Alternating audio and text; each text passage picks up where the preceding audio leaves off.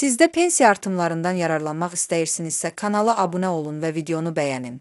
Əmək və əhalinin sosial müdafiəsi sahəsində mühüm yeniliklərdən biri ilə bağlı Dövlət Sosial Təminat Fondu (ƏYM) növbəti açıqlama yayıb. Açıqlamada Bakı, Sumqayıt şəhərləri və Abşeron rayonu üzrə pensiya ödənişlərinin yanvar ayı üçün konkret tarixləri göstərilir. Rəsmi məlumatda bildirilir ki, qeyd olunan ərazilərdə yaşayan pensiyaçıların aylıq ödənişləri yanvar ayının 13-ü tarixində bank kartlarına köçürüləcək. Ödənişlərin tam və fasiləsiz şəkildə icra olunması üçün bütün texniki proseslər əvvəlcədən planlaşdırılıb və vətəndaşların vəsaitlərini vaxtında əldə etməsi təmin ediləcək.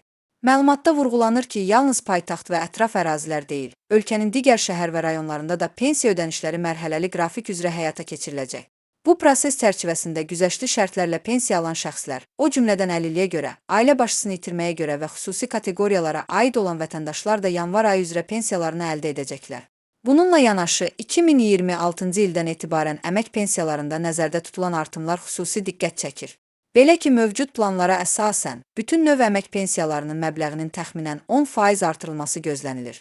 Bu qərar ölkə üzrə 1.100.000-ə yaxın pensiyaçını əhatə edəcək və onların aylıq gəlirlərinin artmasına səbəb olacaq.